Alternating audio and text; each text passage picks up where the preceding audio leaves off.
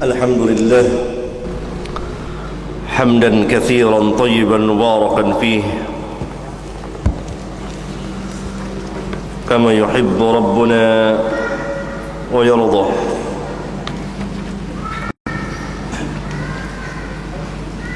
وصلى الله وسلم وبارك على النبي الكريم وعلى آله وأصحابه ومن اتبعهم بإحسان إلى يوم الدين. أما بعد، أيها الإخوة، sesuatu yang wajib kita syukuri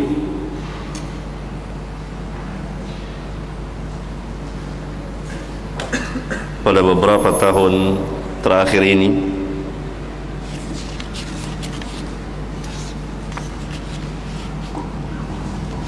khususnya di negeri kita ini,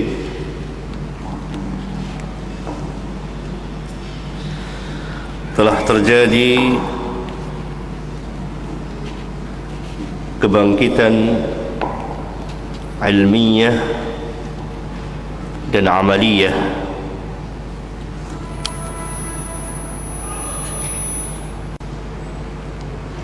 yang keduanya merupakan asas dalam Islam,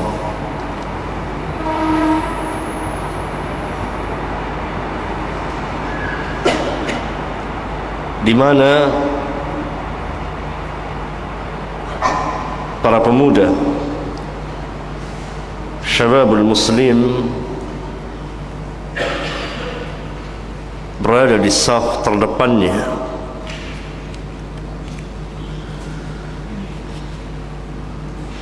di mana-mana tempat, di dalam maupun di luar kota. Begitu banyak dihadiri oleh para pemuda, dan ini merupakan nikmat Allah yang sangat besar kepada kaum muslimin, di mana para pemuda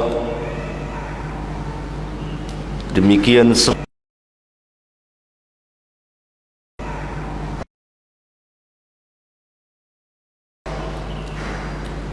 dalam mempelajari dan memahami serta mengamalkan dan mendakwakan al-Islam yang dibawa oleh Nabi kita yang mulia alaihi salatu wassalam.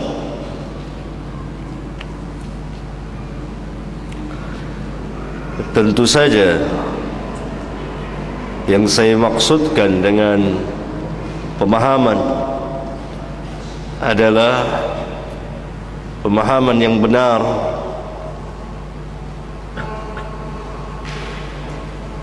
yang berjalan di atas sunnah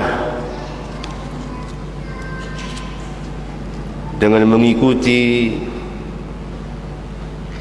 manhajus sahabah, manhajnya para sahabat ridwanullah alaihim jami'an.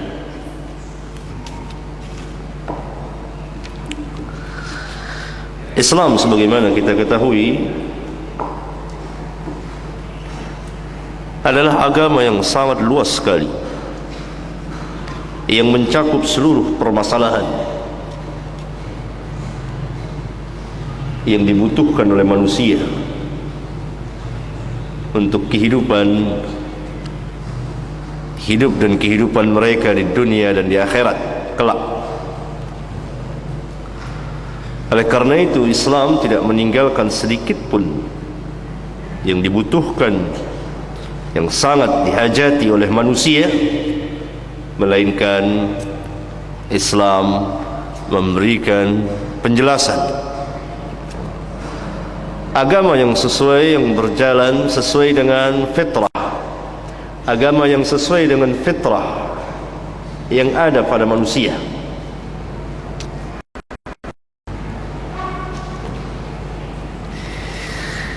Tetapi tentunya Islam yang dimaksud adalah Islam yang Allah Jalla wa'ala turunkan kepada Nabi dan Rasulnya yang mulia Muhammad sallallahu alaihi wasallam, yang kemudian beliau ajarkan dan dakwakan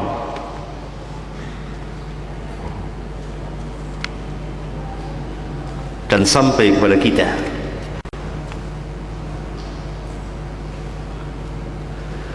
Nah, ajaran Islam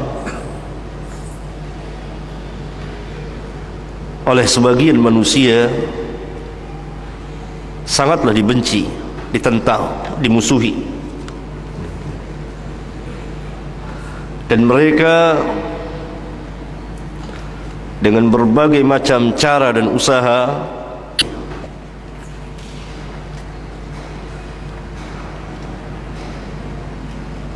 bersungguh-sungguh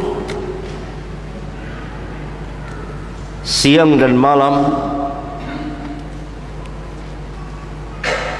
ingin merusak dan menghancurkan Islam dengan berbagai macam cara.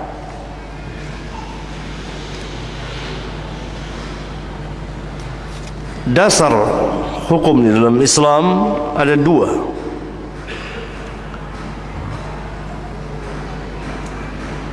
Yang pertama Al-Quran, dan yang kedua Sunnah.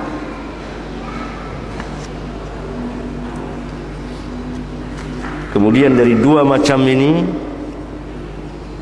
maka bercabang kepada beberapa macam hukum yang dijadikan dasar, tetapi tidak keluar dari dua perkara ini yang Nabi SAW telah mewasiatkan kepada kita, meninggalkan dua perkara ini. Yang kalau kita berpegang dengan kedua perkara ini, maka selamanya kita tidak akan tersesat.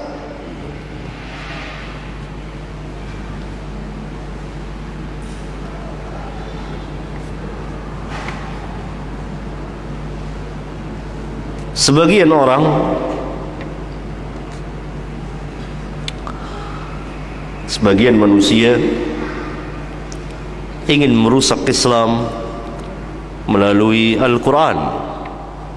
Mereka ingin memalsukan Al-Quran, tetapi mereka tidak mampu. Al-Quran tidak seperti Taurat dan Injil. Allah Subhanahu wa ta'ala telah menegaskan kepada kita, Inna nahnu nazzalna dzikra wa inna lahu lahafizun.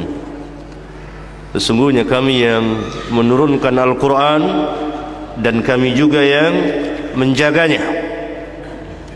Pemeliharaan dan penjagaan Al-Quran yang dari Allah. Allah lah yang langsung memelihara dan menjaga Al-Quranul Karim.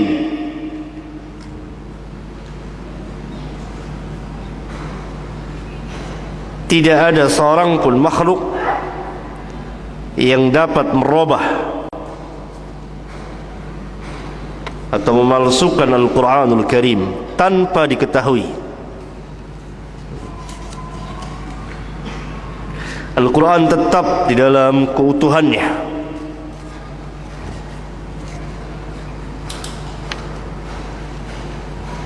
Maka mereka tidak berhasil merusak Islam melalui Al-Quran. Walaupun sebagian manusia dari kaum Zanadiqah telah berusaha keras untuk memalsukan, menghapus, mengganti, tetapi tetap diketahui terbongkarlah kebohongannya. Karena firman Allah tadi, inna nahnu nazzalna dzikra wa inna lahu lahafizun.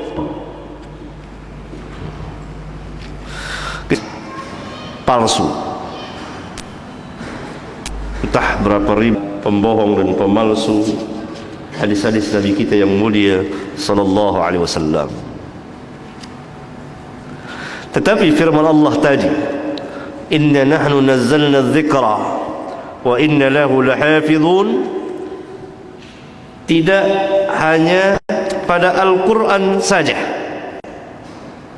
tetapi juga pada hadis Nabi sallallahu alaihi wasallam. Ayat yang mulia itu meliputi Al-Quran dan hadis.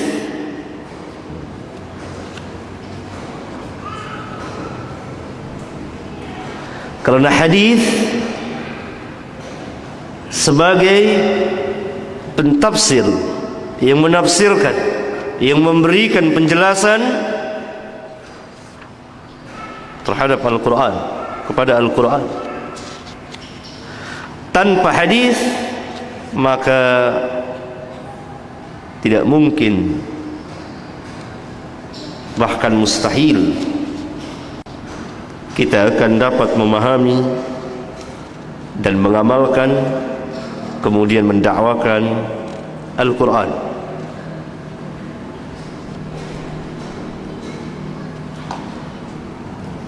Oleh karena itu Al-Quran sangat berhajat kepada hadis.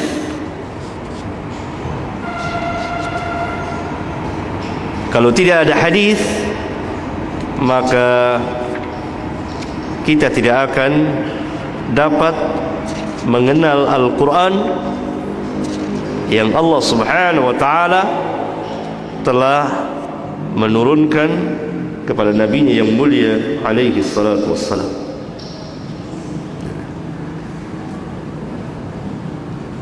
Oleh karena itu Allah Subhanahu wa ta'ala berfirman, wa anzalna ilaika adh-dhikra litubayyina lin-nasi ma nuzila ilaihim wal'allahum yatafakkarun. Dan kami turunkan kepadamu al-dhikra, al-dhikra Al-Quran, litubayyina lin-nas, agar engkau dapat memberikan penjelasan kepada manusia, litubayyina linnas ma nuzila ilaihim, apa yang Tuhan mereka, Rabb mereka turunkan kepada mereka. Bayyina linnas tafakkarun, dan agar supaya mereka berfikir, yang dengan sendirinya mereka akan dapat memahami sesuatu dengan pemahaman yang baik, akan dapat memahami Al-Quran, akan dapat memahami apa yang Allah maksudkan dalam Al-Quran. Duduk yang betul. Jangan ngomong ya, lagi ngaji jangan ngomong, pintar.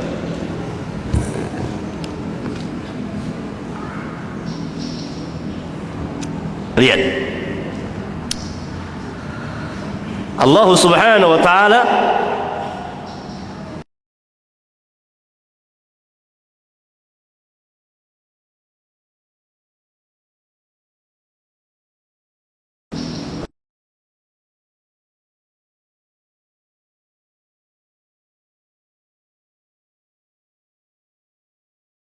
kepada Nabi yang mulia alaihi salatu wassalam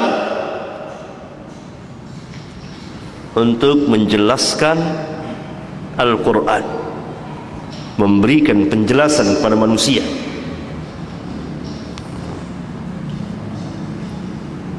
Dijelaskanlah oleh Rasulullah SAW, yang dengan penjelasan dari hadis ini, dari sunnah beliau, maka kita memiliki pemahaman, kita mengerti, Kita tahu apa maksud Allah. Karena itu Allah Subhanahu wa taala tutup firman-Nya, "Wala'allahum yatafakkarun."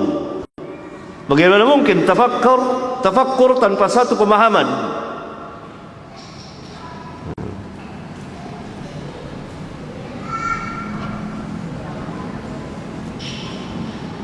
Berarti kalau tidak dijelaskan oleh hadis, tidak jelas,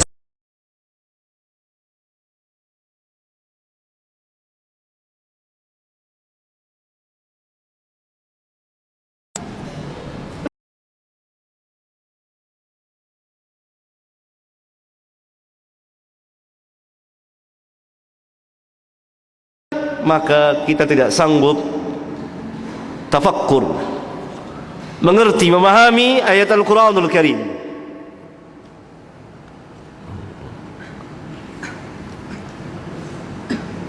Karena Al-Quran Allah turunkan kepada Rasulullah SAW, maka Rasulullah SAW orang yang paling tahu tentang Al-Quranul Karim.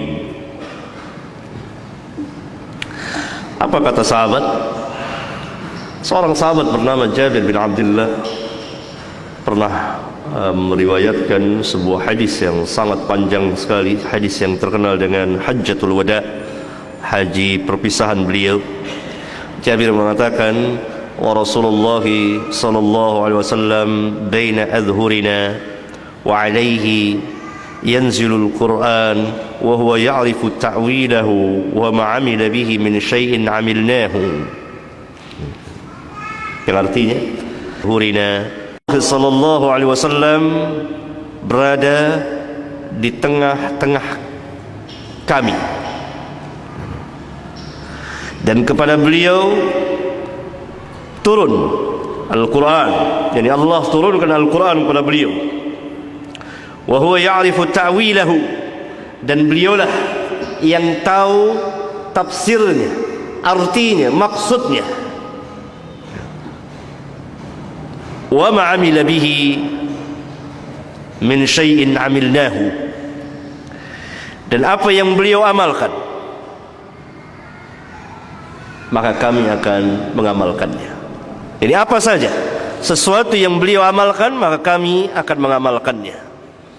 Hadis yang mulia ini, hadis sahih riwayat Muslim, memberikan pelajaran yang sangat tinggi kepada kita. Pertama,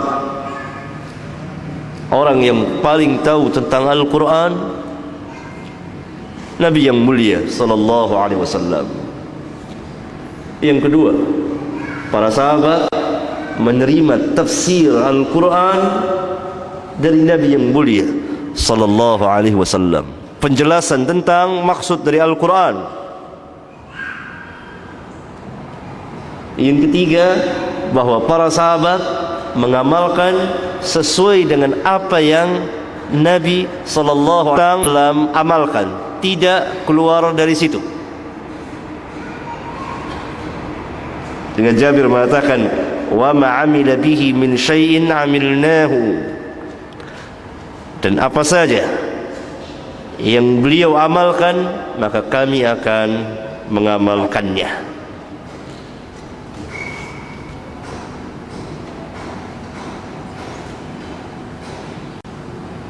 Maka kaum zanadiqah, orang-orang zindiq, berusaha keras siang dan malam untuk merusak Islam melalui hadis, tetapi bagi mereka tidak mampu.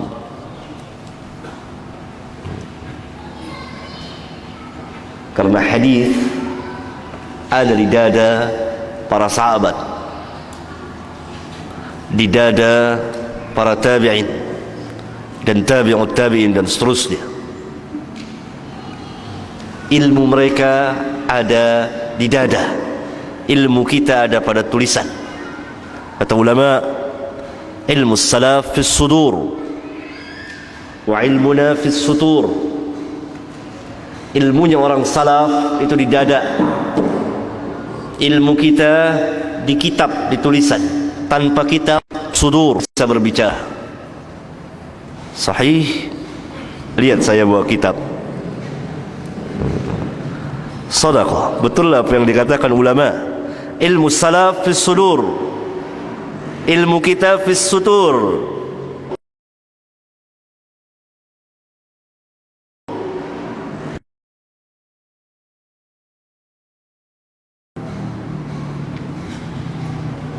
Ilmunya orang salaf tidak ada bersemayam di dada mereka.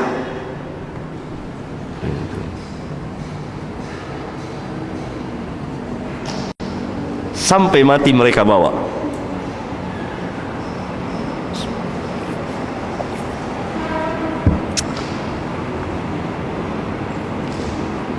Mereka memiliki pemahaman yang sangat baik, pikirannya jernih dan bersih.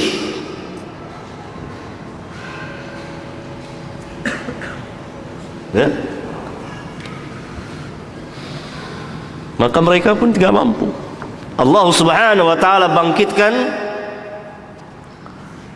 orang-orang yang mengetahui, orang-orang yang ahlinya tentang hadis, sehingga dikatakan kalau seseorang berdusta atas nama Nabi sallallahu alaihi wasallam di timur, akan diketahui oleh ulama yang berada di barat. Tidak seorang pun juga memasukkan sesuatu atas nama Nabi yang mulia sallallahu alaihi wasallam, pasti akan diketahui.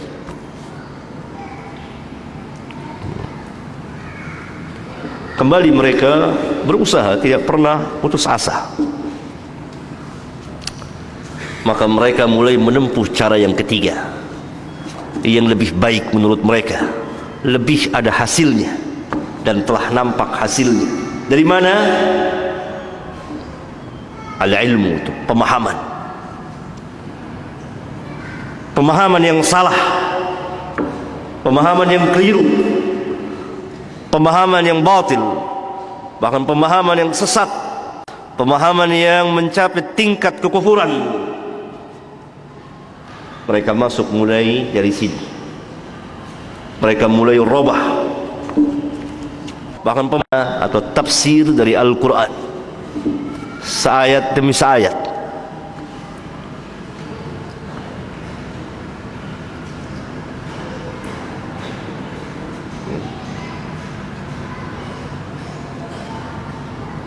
Demikian juga mereka mengajak atau memasukkan sebuah manhaj, sebuah madhab yang kalau diikuti maka pemahaman kita terhadap Al-Quranul Karim dan Sunnah akan menyimpang, bengkok, tidak lurus.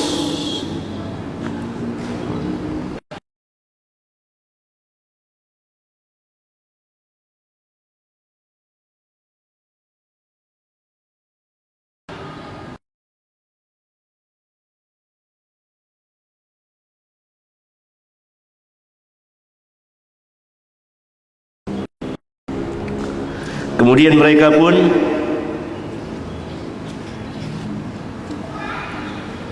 mulai mengadakan pencelaan demi pencelaan terhadap manusia yang paling dekat kepada Nabi yang mulia sallallahu alaihi wasallam, yaitu para sahabat ridwanullah alaihim. Pencelaan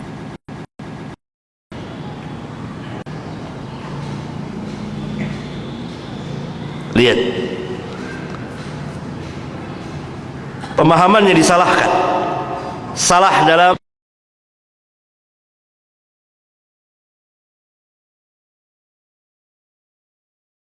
lihat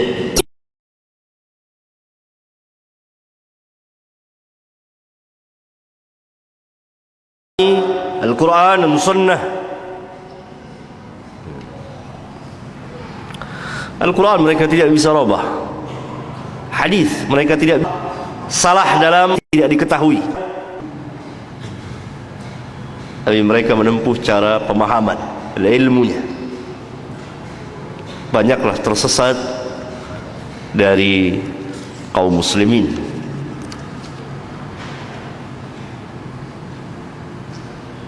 ilmunya. Pemahaman yang salah, pemahaman yang keliru, bahkan sampai kepada tingkat kesesatan dan kekufuran.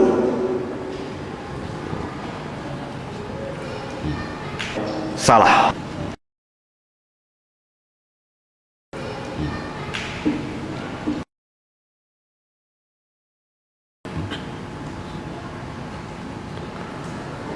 Hilangnya manhaj yang hak, sikap atau cara beragama yang benar.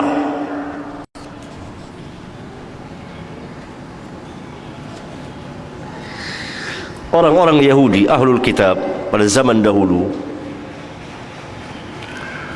mereka tidak hanya menghilangkan atau menghapus ayat-ayat di Taurat dan Injil saja, tetapi yang terbanyak adalah mereka merubah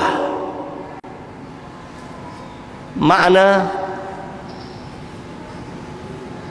Taurat dan Injil. Apa yang dikatakan Taurat dan Injil, ini yang dikatakan tahrif, merubah makna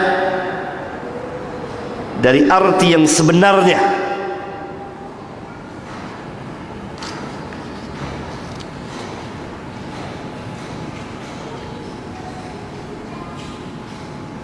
Saya berikan contoh yang kita pada hari ini tentang sebuah penafsiran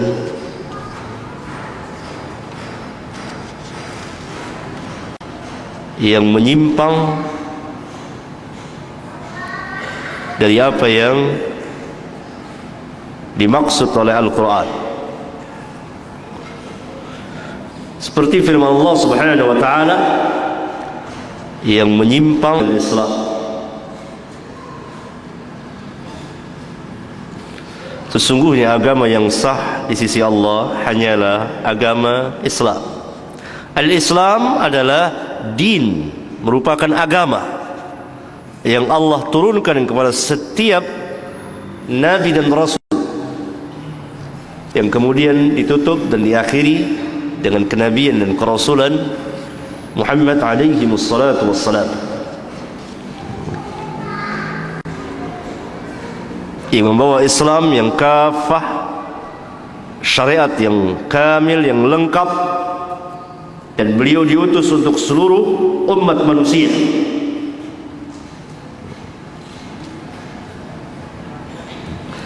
Jadi Islam ad-din. Apakah orang-orang zindik akan menghapus ayat yang mulia ini, menghilangkan? Tidak mampu, khususnya pada zaman sekarang. Dan mereka menempuh cara tafsir makna, penyimpangan terhadap apakah orang-orang maksud hapus ayat yang, lalu mereka menerjemahkan dan memahami inna ad-dina 'indallahi al-Islam,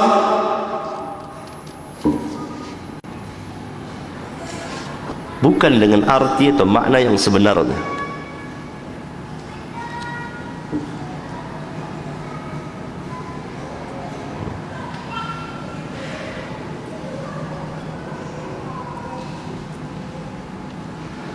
Mereka menerjemahkan, mengartikan ad-din 'inda Allah, sesungguhnya agama yang diterima di sisi Allah, Al-Islam. Mereka adalah menerjemahkan, mengasrahkan dirinya kepada Tuhan, kepada Allah. yakni Al-Islam mereka tidak jadikan sebagai din, tetapi sebagai sifat yang ada pada setiap orang yang beriman, yang percaya adanya Tuhan, yang mempasrahkan dirinya kepada Tuhan. Oleh karena itu Islam ada pada agama-agama yang lain.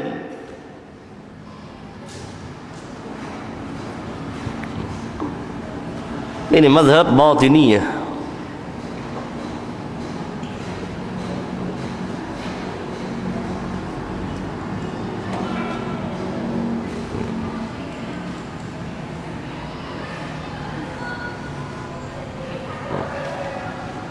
pemahaman. Mereka buat asas ini, kaidah mereka yang besar, membuat kerusakan di tengah-tengah kaum muslimin dalam memahami Alkitab dan Sunnah.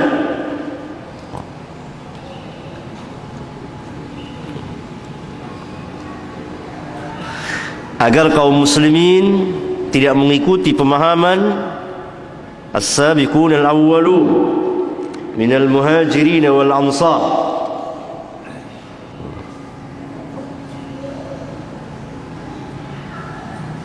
Karena itu mereka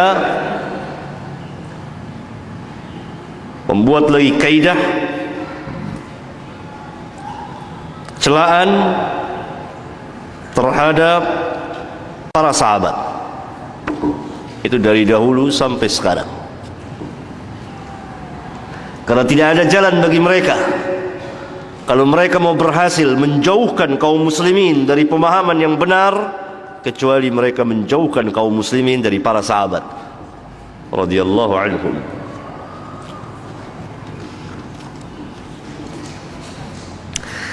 Oleh karena itu,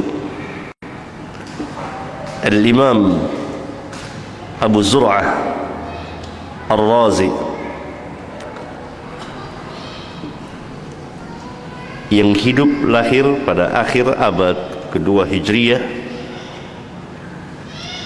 dan hidup di pertengahan abad ketiga Hijriyah.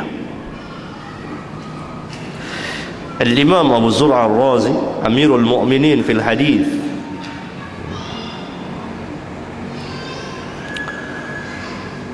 salah seorang murid terbaik Al-Imam Ahmad bin Muhammad bin Hanbal.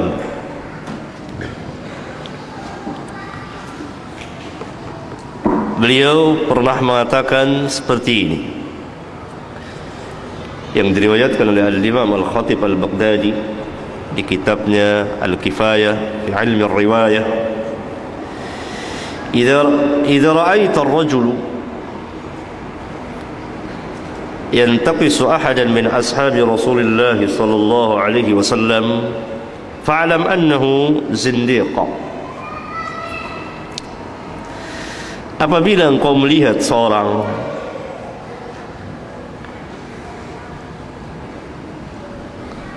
yang yantaqisu, yakni mengurangi hak salah seorang dari sahabat-sahabat Rasulullah sallallahu alaihi wasallam, maka ketahuilah sesungguhnya orang itu zindiq.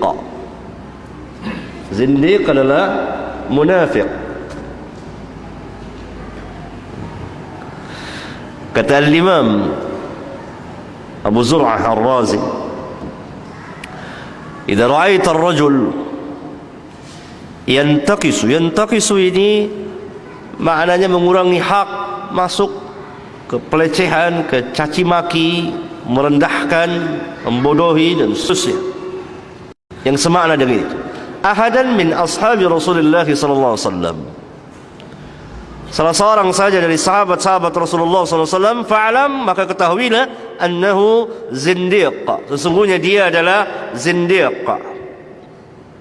Wadzalika, yang demikian itu karena anna Rasul sallallahu alaihi wasallam indana haqqun wal Quran haqqun wa innama adda ilayna hadha al-Quran was sunan ashabu Rasulullah sallallahu alaihi wasallam.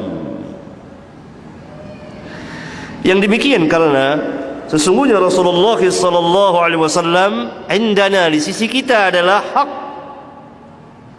dan Quran adalah hak, benar adanya. Yani as-sunnah dan Quran hakun, yang wajib kita berpegang dengan keduanya.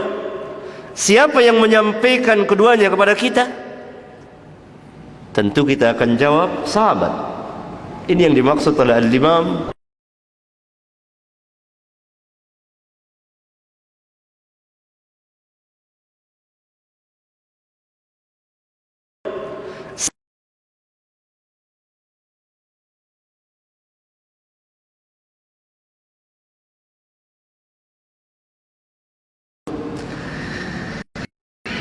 Sesungguhnya yang telah menyampaikan kepada kita Quran ini dan sunnah ini adalah sahabat-sahabat Rasulullah sallallahu alaihi wasallam.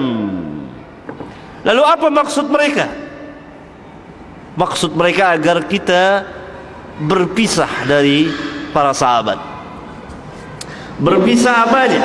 Jisimnya tentu jelas, karena kita hidup setelah sahabat, dan orang-orang yang sebelum kita pun hidup jauh setelah zaman sahabat. Apanya yang berpisah? Al-fahmu, pemahaman, al-ilmu. Karena itu Imam Abu Zur'ah mengatakan, wa innama yuridu an yajrahu shuhudana liyubtilu al-kitab wa sunnah. Yang mereka kehendaki, yang mereka maksudkan agar mereka dapat mencelah, menghancurkan persaksian kita terhadap para sahabat. Tujuan akhirnya apa? Liyubtilul kitab was sunnah, agar mereka dengan demikian dapat membatalkan Al-Quran dan sunnah.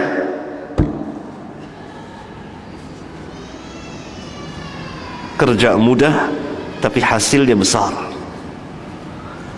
Mereka kepayahan, keletihan, capek ketika mereka bekerja, berusaha untuk memalsukan ayat-ayat Al-Quran. Demikian juga mendustakan Nabi yang mulia sallallahu alaihi wasallam, karena senantiasa dibongkar. Sekarang mereka berbohong, sebentar lagi bangkit ulama yang membongkar dan menelanjangi aurat mereka.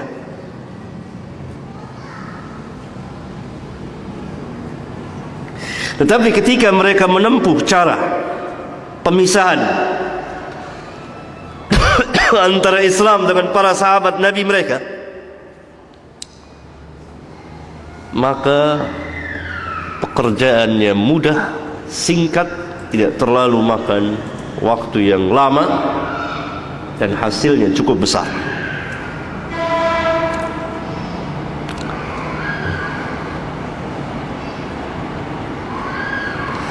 Kalau para sahabat ridwanullah alaihim jami'an telah dicela oleh kaum muslimin, dijauhi oleh kaum muslimin, paling tidak pemahamannya, ilmunya tidak diambil oleh kaum muslimin, maka dengan sendirinya, tidak ragu lagi, bersamaan dengan itu kaum muslimin pun akan meninggalkan Al-Quran dan Sunnah. Secara apa? Secara pemahaman, pengamalan dan dakwah. Karena kalau pemahaman salah, tentu pengamalan dan dakwah pun akan salah. Lihat.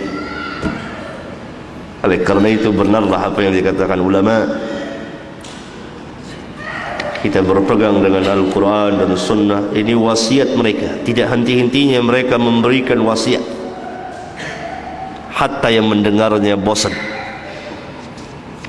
Berpegang dengan Al-Quran dan Sunnah menurut pemahaman para sahabat. Karena kalau ini ditinggalkan, maka kita akan meninggalkan Al-Quran. Ini dia. Tujuan akhir mereka liyubtilul kitab wa sunnah, agar batallah Al-Quran dan Sunnah itu.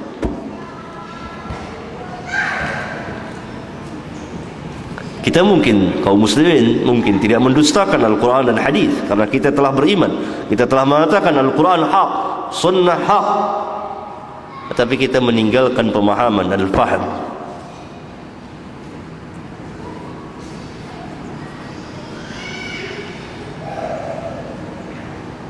Pemisahan antara ilmu sahabat dengan ilmu kita. Dijauhi kita dari ilmunya para sahabat.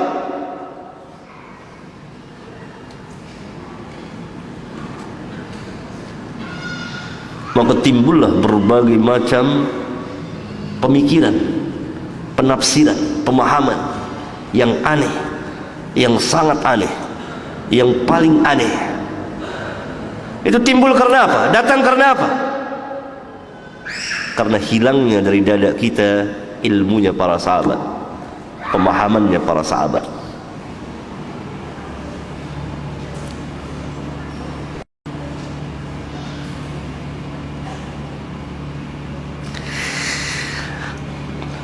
Kata Imam Zur'ah, wal jurhu bihim aula. Celaan terhadap mereka lebih berhak. Mereka lebih berhak dicela, lebih utama. Wahum zanadiqah. Mereka inilah adalah kaum zindiqah, zanadiqah, orang-orang munafiqun.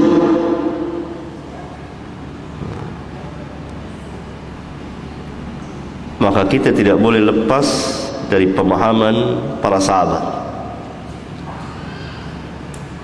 hatta sejengkal pun juga.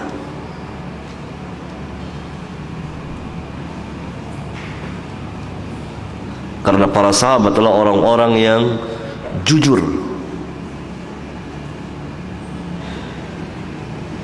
as-sidq,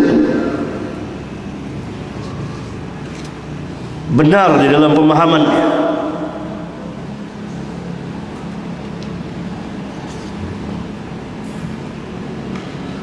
Oleh karena itu mereka berusaha keras agar kaum muslimin jauh.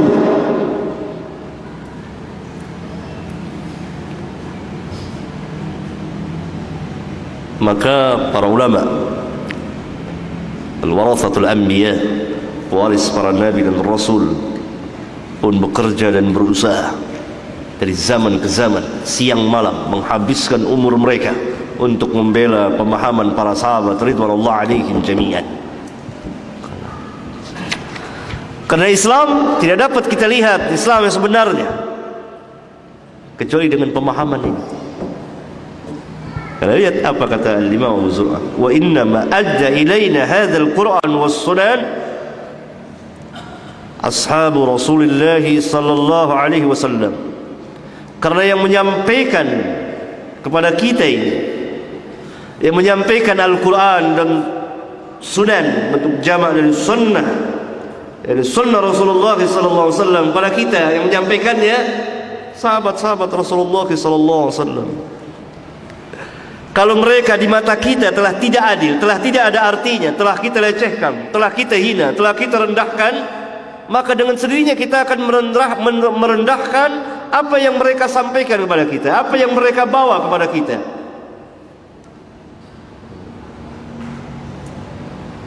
Para ulama mempunyai pandangan yang tajam,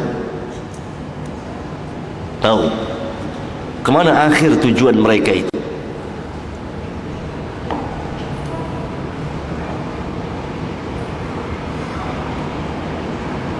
Dan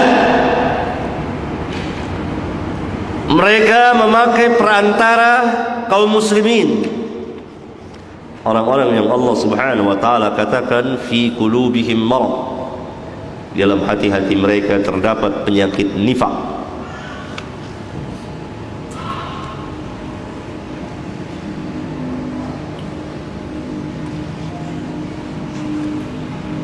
Sebagian lagi pura-pura masuk Islam, merusak Islam dari dalam.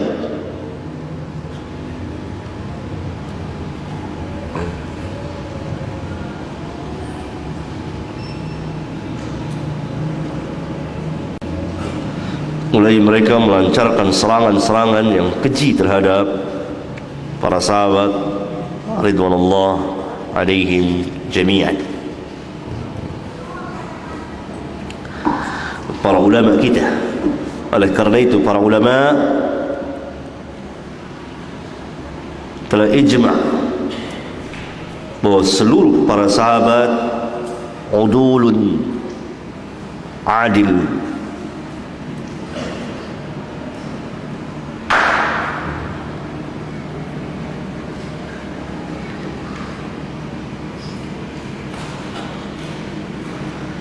di dalam agamanya dan ilmunya.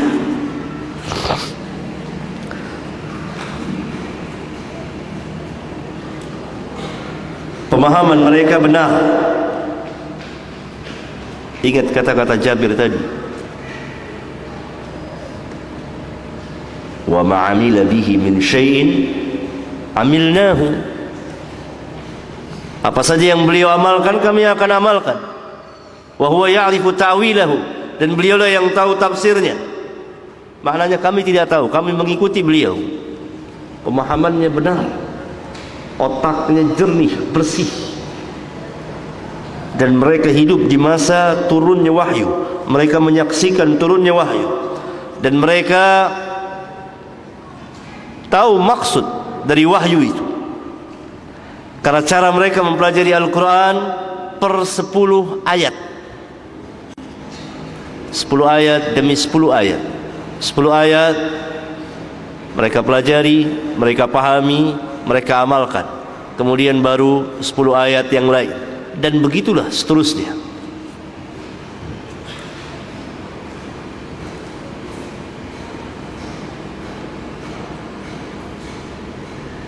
Dan mereka lah yang bisa atau dapat mewakili Islam untuk menjelaskan kepada manusia, inilah Islam. Kalau mereka memberikan penjelasan, maka manusia akan tahu Islam itu seperti ini, Islam itu kayak apa, Islam itu bagaimana. Itu penjelasan dari mereka.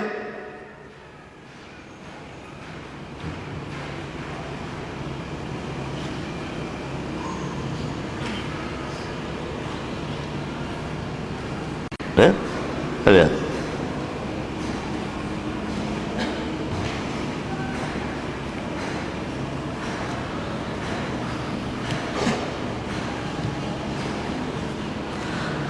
Dan mereka adalah orang-orang yang taslim, menyerah kepada putusan Allah dan Rasulnya.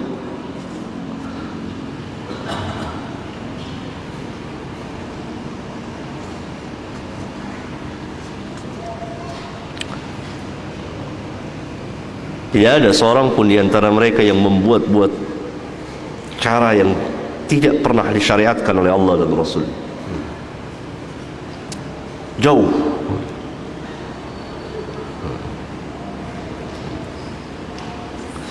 Ini pemahaman mereka tidak keluar dari Alkitab dan Sunnah.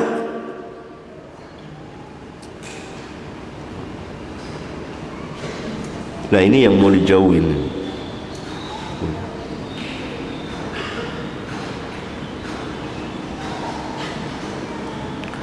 Oleh karena itu, pemahaman beliau terhadap Al-Quran dan Sunnah sangatlah lurus, berada di jalan Shiratal Mustaqim.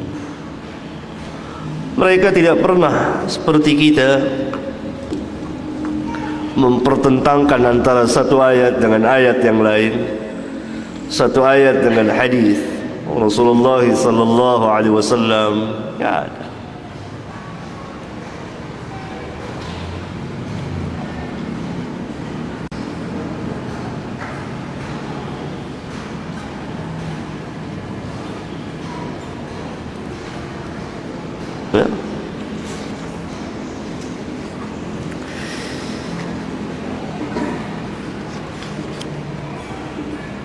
Bahkan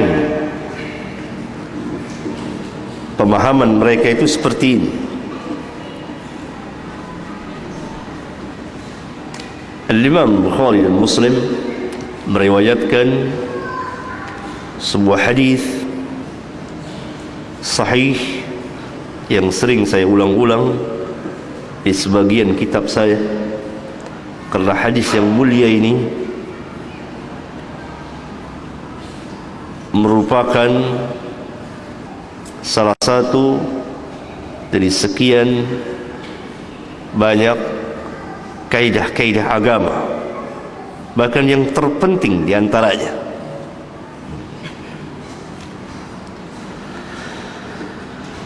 Berkata Abdullah bin Mas'ud radhiyallahu anhu,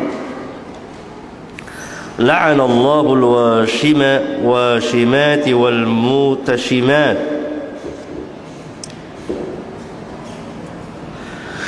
والمتنمصات والمتفلجات للحسن المغيرات خلق الله.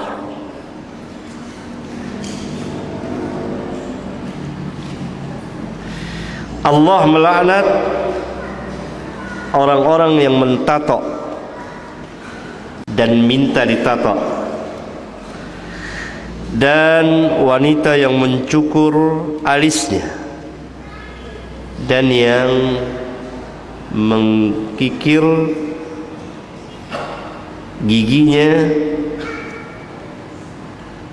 untuk kecantikan yang merubah ciptaan Allah.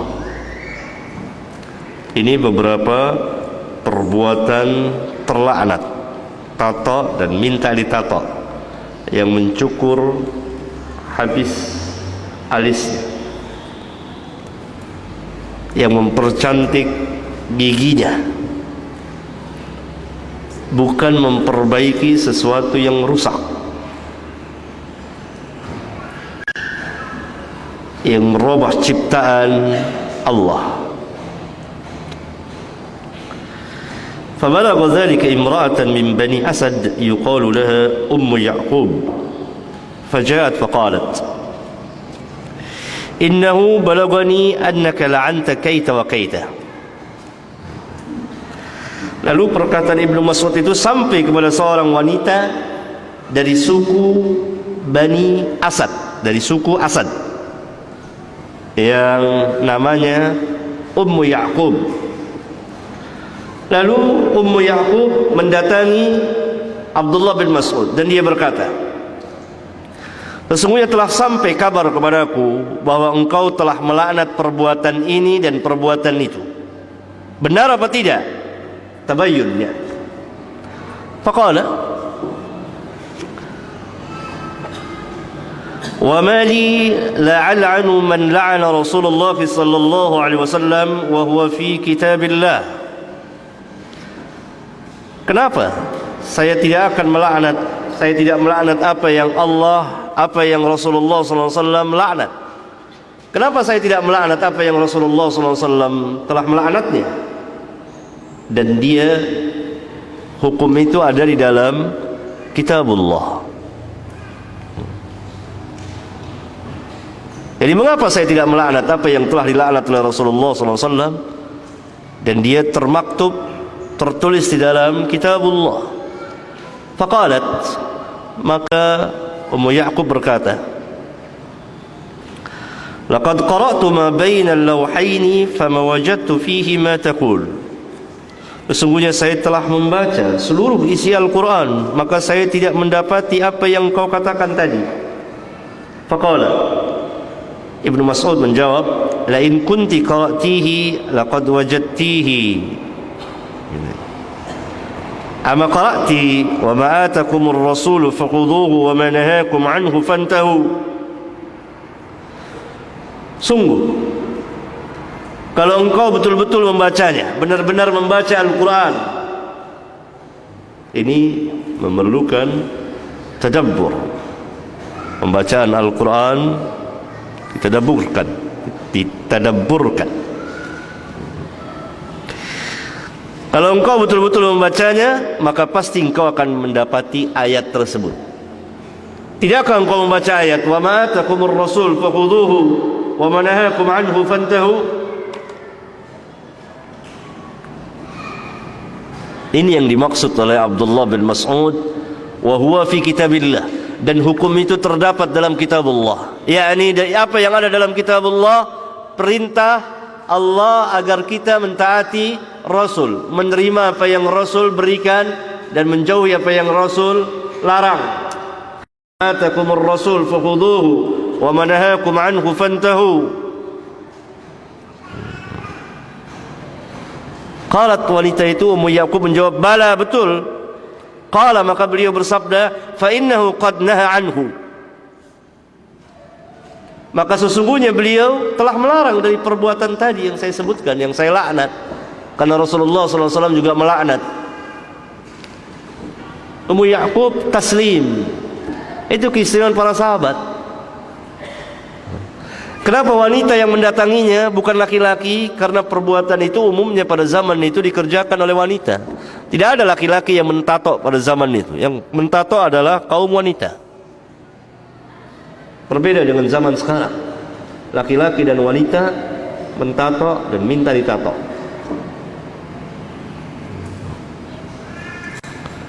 Taslim Ummu Ya'qub. Ummu Ya'qub paham. Tetapi karena perbuatan itu biasa dikerjakan oleh wanita pada zaman itu, yang tentunya belum mengerti hukumnya, maka dia akan mengatakan, maka Ummu Ya'qub berkata kepada Abdullah bin Mas'ud,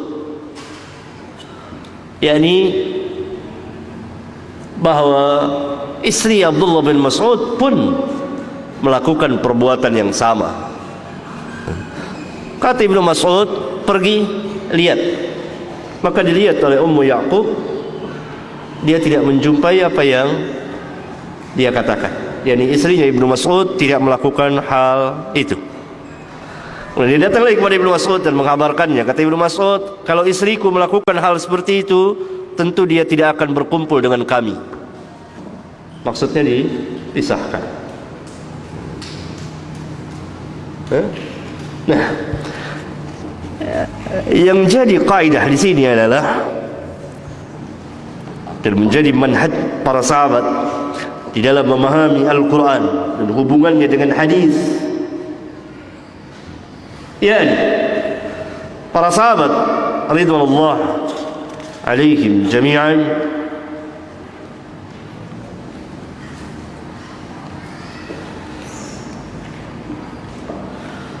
berpegang dengan sangat kuatnya kepada keumuman ayat-ayat dan kemutlakannya yang memerintahkan untuk taat dan ittiba kepada Rasulullah sallallahu alaihi wasallam, yang memerintahkan menerima apa yang beliau perintah dan menjauhi apa yang beliau larang.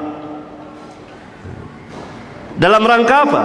Dalam menerima dan mengamalkan seluruh hadis yang datang secara terperinci dalam berbagai masalah. Lihat manhaj mereka itu. Para sahabat berpegang kuat teguh dengan keumuman dan kemutlakan ayat-ayat dalam Al-Quran. Ayat-ayat yang mana? Yang memerintahkan kepada kita untuk taat dan ittiba kepada Rasul, menerima apa yang beliau perintah dan menjauhi apa yang beliau larang. Contohnya ayat tadi, wa ma atakumur rasul fakhudhuhu wa ma nahakum anhu fantahu. Itu keumuman dan kemutlakan ayat. Ayat lain lagi, atiullaha wa atiur rasul. Berulang kali, berpuluh kali Allah memerintahkan ketaatan kepadanya dan kepada Rasulnya. Banyak sekali. Itu ayat-ayat yang bersifat umum. Itu dipegang kuat-kuat oleh para sahabat. Dalam rangka apa? Dalam rangka menerima penjelasan beliau, hadis-hadis yang datang secara terperinci, yang hukum satuannya satu persatunya tidak terdapat dalam Al-Quran. Contoh tadi, hukum larangan mentato dan minta ditato, mencukur alis, mengkikir gigi, ada dalam Al-Quran. Hukum itu satu persatunya termaktub. Jawab. Nggak ada. Mana ayat yang melarang tato dan minta ditato? Nggak ada. Dari hadis yang ada dalam Al-Quran, kemutlakan dan keumuman ayat perintah untuk taat kepada Rasul mutlak, tidak boleh pilih-pilih dan pikir-pikir lagi. Kalau perintah selain dari Allah dan Rasulnya, dilihat bertentangan atau tidak dengan syarak, dengan agama, maksiat atau tidak, dan seterusnya.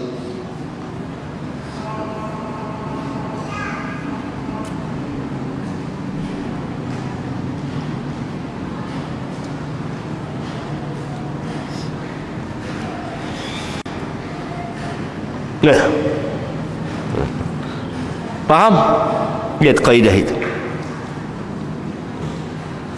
Kaidah yang sangat besar sekali. Dan kaidah ini yang hilang,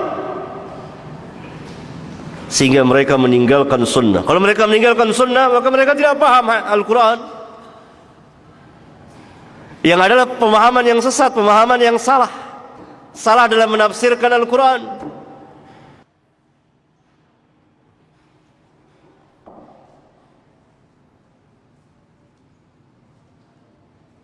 Lihat Ibnu Mas'ud mengatakan, wa huwa fi kitabillah. Itu ada dalam kitab Allah.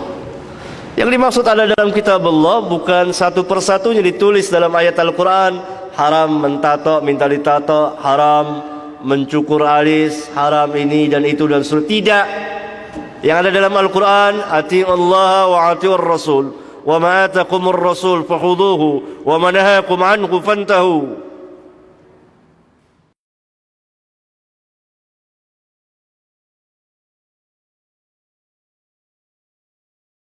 Laki-laki haram memakai cincin emas.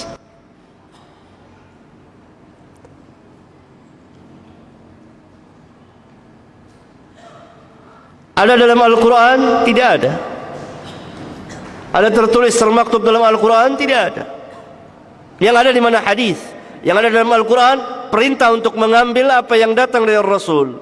Maka orang kalau tidak bermanhaj dengan manhaj sahabat ini, dia akan menolak hadis tentang pengharaman cincin emas bagi laki-laki. Haram laki-laki memakai emas, baik itu berupa cincin dan selainnya.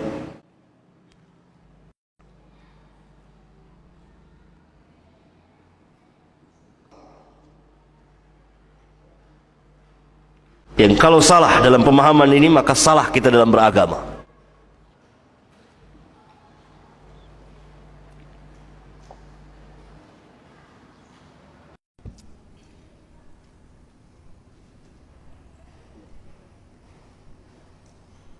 Ya, barangkali kita lanjutkan dengan soal jawab.